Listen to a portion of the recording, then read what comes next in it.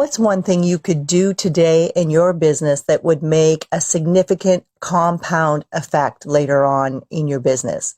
Today, that's what we're going to talk about. I'm Dawn Larson, your host with Navigator Marketing's Marketing IQ. When a small business owner calls me in to help them grow their business sales and their business leads, the first thing I talk to them about is, okay, so what do you have for a contact database?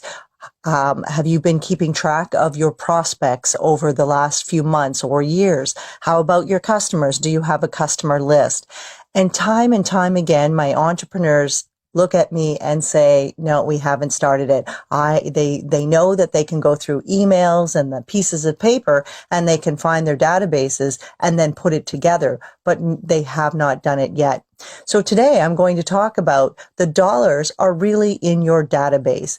It's so important for an entrepreneur to stop right now and ensure that they create the database for their customers and for their prospects, and that they continue from this day forward to build that.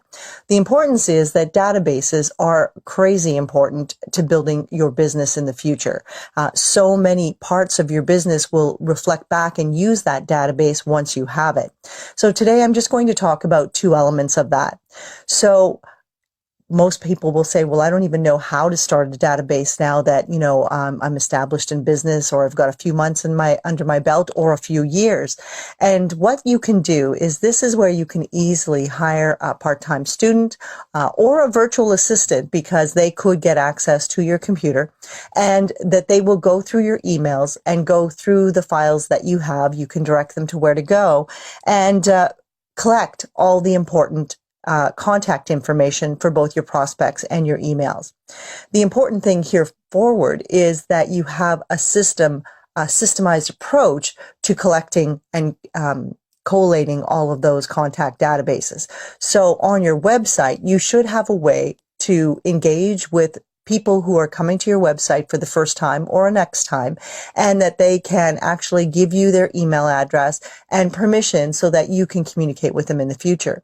And that builds up what we call a prospect database. They went to your website, they were looking at some of your products and services, but maybe they weren't interested right now to make a purchase. But what you want to do, and what your website should be doing for you, is building a sales funnel and collecting leads and connecting with people and asking them to engage, sign up for a magazine or a tip sheet, or hear about updates.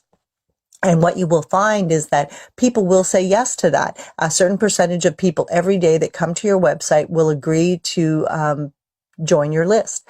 And that's really important, especially if you offer them something of high value. For example, if you go to Navigator Marketing's website, we offer a high value membership to a subscription to our Marketing IQ magazine. And it's an electronic magazine that gets delivered bi-monthly to your inbox, but it's chocked full of value in terms of marketing tips and interviews with industry leaders on different topics, and highlight some local entrepreneurs as well who are making it and really generating lots of leads and sales online.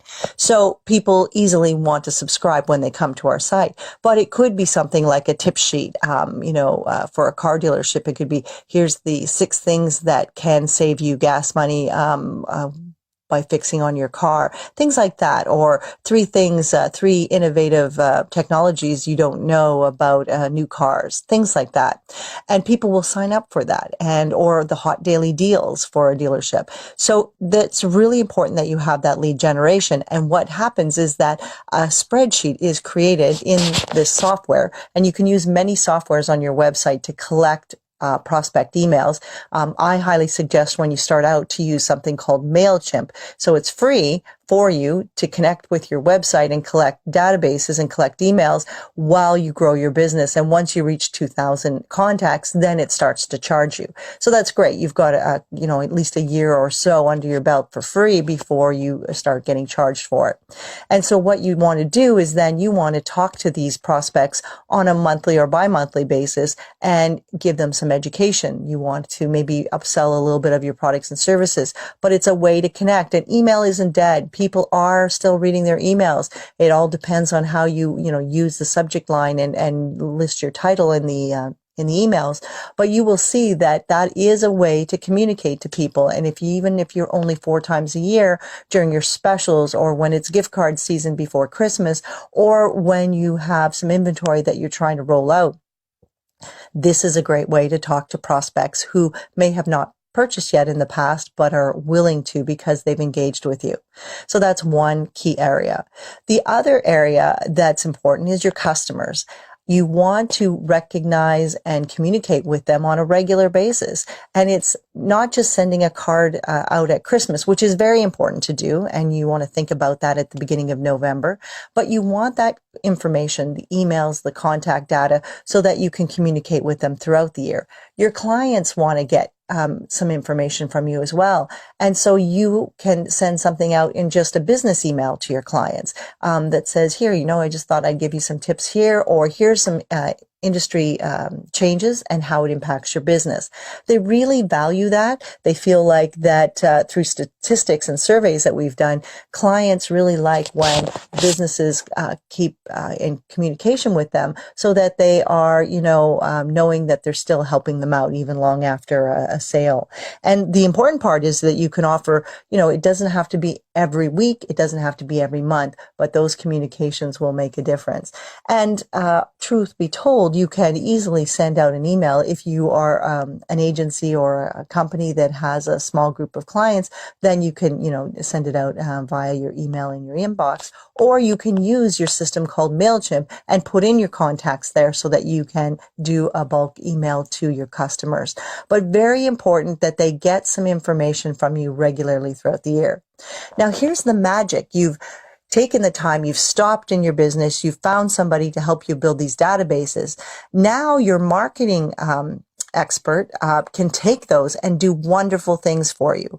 When a business has a small email list of both prospects and customers, I can take that as your marketing consultant, and I can add that into the social media software, and I can tell the ads that we build, or the software that we build through with ads, I can say, I want you to show these ads to these prospects, to this custom audience that we've created through MailChimp. So I want you to show this type of ad to these prospects in this audience. And then I can ask the software to find a lookalike audience to that database. So these are the prospects that haven't bought with you yet on your website, but they're interested in engaging with you. So we're not sending them out an email in this. We are actually building ads in all the social media networks, but we can fine tune and make sure that these ads are shown in front of your prospect audience, because we've put in the contact list into the software. So it is fantastic. Facebook offers this, Twitter offers this, and it's such a powerful tool. Google Ads offers this. The other part is that now you can put in your customers, who are obviously the people who like and do business with you. You can then use that database, put it into the social media ad software, and you can say, okay, we already have these as customers, so we're going to exclude them. We don't want the ads to show up for these customers because they're already our customers. But we would like you to find a lookalike audience to our best customers and showcase our ads in front of them. So how powerful has your database become? Yes, we can send them an email once in a while, but now we can target ads and find people who look like our best customers and prospects and market and upsell to them, which is very, very powerful. So those are some important tips to building a database to help grow your business. And the time is now to do that. And I'm going to add one caveat to it, is that now, while you're collecting customer and prospect contact information, is to ensure that you collect their cell phone number. So you ask for their best cell phone number and you add that into your contact templates when they're filling that out. It's really important, because as we get going in marketing and advertising, we will rely more and more on text marketing. And it's being used in a huge way now by many small businesses and large businesses. But important to get that now and to differentiate it from their regular business number.